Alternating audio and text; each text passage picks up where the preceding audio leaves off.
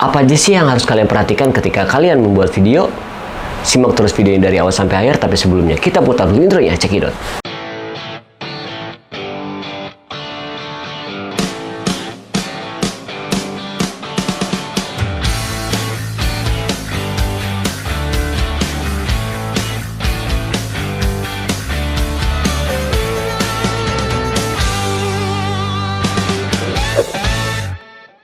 Assalamualaikum warahmatullahi wabarakatuh. Baik lagi di Fahrul Aziz Channel. Oke teman-teman, di video kali ini gue mau sharing-sharing apa sih yang harus kalian perhatikan ketika kalian membuat video.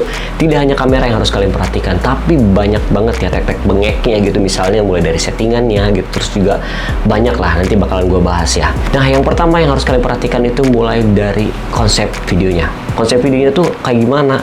Nah, itu kita dari awal sebelum syuting itu kita harus menentukan nih video apa sih yang bakalan kita buat. Dan kalian juga harus sudah tahu nih hasil jadi akhirnya tuh seperti apa. Jadi kalian sudah punya bayangan nanti bakalan hasil videonya tuh seperti ini. Jadi ketika kalian syuting itu tidak cuma-cuma syutingnya seperti apa. Jadi mulai di schedule atau enggak di storyboard kalau bisa ya lebih detail dan lebih enak sih syutingnya. Jadi syuting itu lebih tertata, tidak buang-buang waktu ya teman-teman. Nah, yang kedua itu settingan kameranya ya teman-teman. Settingan kamera pun banyak banget ya. Misalnya kalian bisa dari segitiga exposure-nya itu harus diperhatikan banget ya teman-teman. Apalagi ketika kita menggunakan S-Log. S-Log itu benar-benar kita harus perhatikan nih keadaan di sekitar kita itu tidak boleh gelap, apalagi under. Itu sangat haram banget ketika kita syuting menggunakan S-Log, itu dilarang under ya, harus di +2. Itu nanti ketika kita grading itu bakalan noise-nya parah banget teman-teman. Nah, jadi harus diperhatikan mulai dari warnanya, ingin menggunakan warna seperti apa, misalnya S-Log atau enggak HLG atau enggak Shine di Sony, dan misalnya kamera-kamera lain itu banyak banget.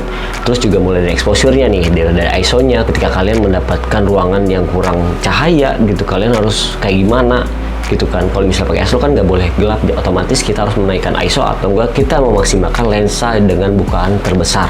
Nah, itu kalian harus perhatikan kembali, karena kalau misalnya footage-nya kurang atau enggak under, jadi itu mempersulit kita ketika kita editingnya. Nah, itu harus diperhatikan banget.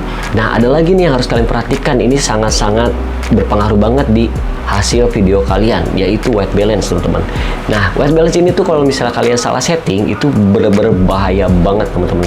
Jadi kalau misalnya nih ketika titik putihnya itu di video kalian atau di kamera kalian tidak pas ya, tidak warna putih ketika kalian grading, itu bakalan ngaco parah dan itu sulit untuk dibenarkan ya, dibenahi atau enggak di color grading itu agak sulit banget sih kalau gue belum master gitu ya, agak sulit. Jadi ketika kita syuting itu harus dimaksimalkan, mulai dari white balance-nya juga harus diperhatikan ya. Misalnya titik putih itu harus putih ya, misalnya warna ada lampu warna orange itu harus diseimbangin, jadi titik putih tetap warna putih. Jadi ketika kalian nanti editing itu tidak mempersulit editingnya ya, kasihan juga kan, buang-buang waktu juga gitu ya. Kita pengen udah footage-nya bagus tapi white balance-nya acak-acakan dan cahayanya acak-acakan, ya sayang aja dan percuma ya. Nah, itu teman-teman, jadi white balance itu sebenarnya kalian bisa menggunakan auto white balance, terus atau enggak kalian bisa menentukan dengan cara manual ya, dengan menentukan Kelvinnya. Karena kenapa, kalau white balance ya auto white balance biasanya dia akan loncat-loncat ketika kita menemukan cahaya yang berbeda ya. Nah, biasanya kalau gue itu di lock di sesuai dengan cahayanya, jadi kita nggak akan ubah-ubah tuh warnanya, itu udah di lock sama kita. Nah, itu lebih aman sih menurut gue. Jadi kalian harus memperdalam juga tentang Kelvin ya, tentang warna, tentang pencahayaan juga, itu sangat penting banget di dalam video. Nah, selanjutnya itu tentang komposisi teman-teman ya. Tentang komposisi ini sangat-sangat penting ya ketika kalian menjadi videographer atau nggak fotografer, ini sangat-sangat penting ya. Tidak asal misalnya ada rule of third, kalian bisa menggunakan rule of third ya teman-teman. Jadi ada banyak lah komposisi di dalam videografi dan fotografi. Soalnya ketika kalian menempatkan objeknya secara asal ya, apa yang kalian ambil itu feel-nya menurut gue kurang dapat gitu. Jadi kalian harus memperhatikan juga tentang komposisi juga nih ya, mulai dari misalnya kalian gunakan garis bantu rule of third itu untuk membantu penempatan si objek tersebut. Terus juga kalian menentukan objek apa sih yang kalian ambil dan kalian highlight di frame kalian gitu. Jangan sampai misalnya pemandangan terus ada objek di depannya, nah kalian ingin mengekspos yang mana tapi kalian menggunakan blurring gitu ya, blurring parah gitu, sedangkan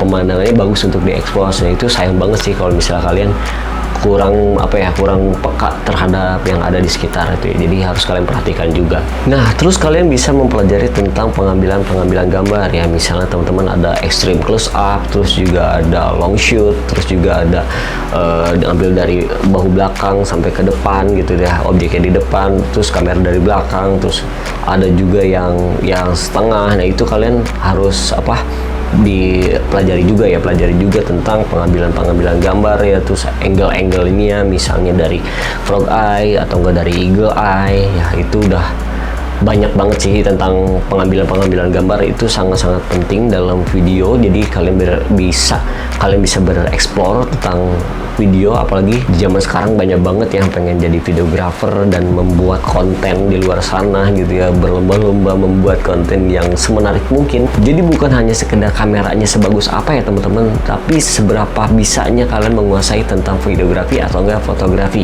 Nah, hasilnya dari itu, karena kamera itu hanya media untuk merekam suatu video atau enggak merekam suatu momen dan membuat momen ya teman-teman. Kamera itu semua sama aja berdua, tergantung kalian skillnya bisa sampai mana dan bisa bereksplornya teman-teman. Jadi buat teman-teman yang mungkin belum punya kamera bagus atau enggak masih merintis, tetap semangat membuat konten dan tetap asah skill kalian dan terus bereksplor ya teman-teman. Nah, mungkin segitu aja video kali ini, semoga bermanfaat untuk kalian semua. Mohon maaf jika ada kesalahan kata. Dan yang belum subscribe, kalian bisa klik tombol subscribe-nya dan klik loncengnya biar kalian gak ketinggalan video baru dari gua. See you next video, bye bye.